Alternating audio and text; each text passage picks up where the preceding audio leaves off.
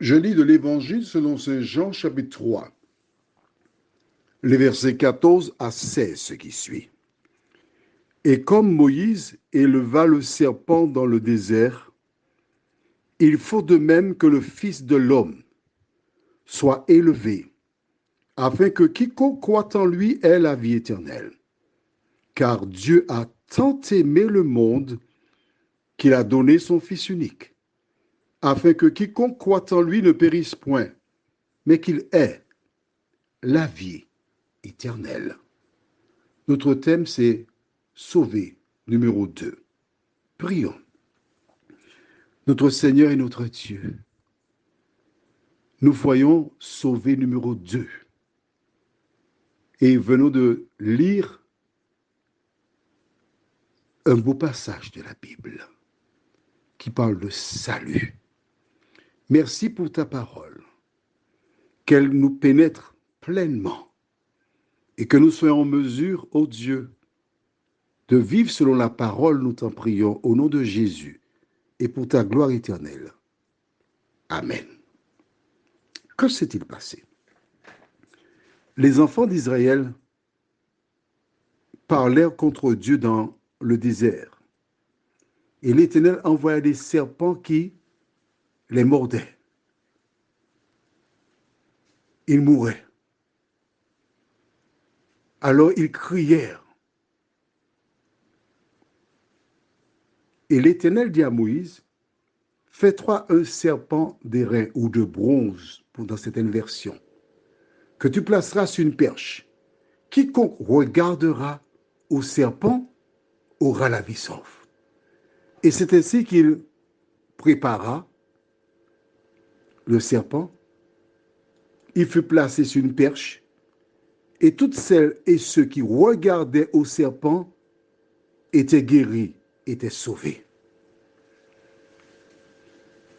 Cette expérience était là pour préparer les hommes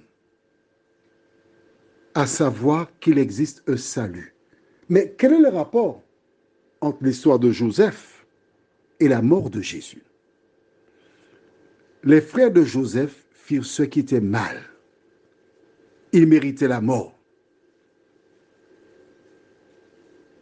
Mais Joseph, qui est un type de Jésus, a été envoyé. Il a vécu, souffert, connu l'esclavage, emprisonné, pour devenir plus tard, non pas le sauveur de ses frères et de son père, mais de milliers de personnes à travers le monde. Les jeunes de l'époque furent sauvés grâce à l'administration de Joseph. Dieu l'a envoyé. Et c'est pourquoi il déclare à ses frères, ne soyez pas fâchés parce que Dieu m'a envoyé afin de sauver vos vies. Il a été, si l'on veut, le sauveur de ses frères. Mais nous, notre sauveur, ce n'est pas Joseph. Notre sauveur, c'est Jésus de Nazareth, qui donna sa vie pour nous racheter. Jésus qui a promis qu'il reviendra donner la vie éternelle à toutes celles et ceux qui se confient en lui. C'est lui notre sauveur. C'est lui qui a été immolé sur la croix afin d'ouvrir par sa mort une route nouvelle qui nous conduit vers l'éternité. As-tu accepté Jésus? As-tu fait la paix avec lui? Où en es-tu? Où en es-tu par rapport à la parole de Dieu? Où en es-tu par rapport à ce que tu entends, que tu reconnais comme véridique, que tu as vérifié dans ta Bible? Que fais-tu de toute cette connaissance?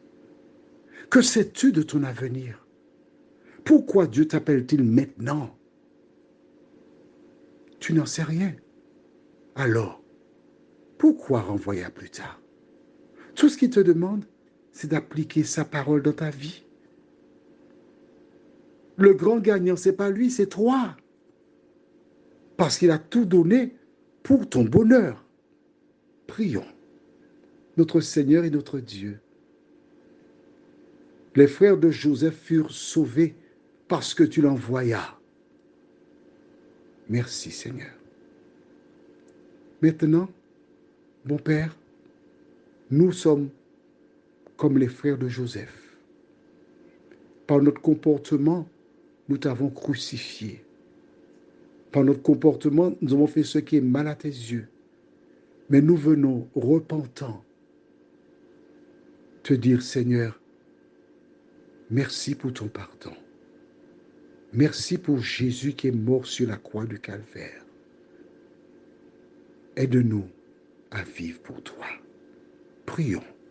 Seigneur, Joseph est descendu en Égypte. Il ne s'est pas laissé décourager. Il n'a pas cherché à entretenir la haine, mais l'amour. Seigneur, Joseph est un modèle parfait qui nous montre comment nous devons agir en tout temps et en toutes circonstances. Aide-nous, Seigneur, à ne pas laisser l'animosité, la haine, la rancune, la méchanceté trouver de la place dans nos cœurs, mais que nous puissions en tout temps vivre pour toi, nous t'en prions, au nom de Jésus et pour ta gloire éternelle. Amen. Je te souhaite une bonne nuit.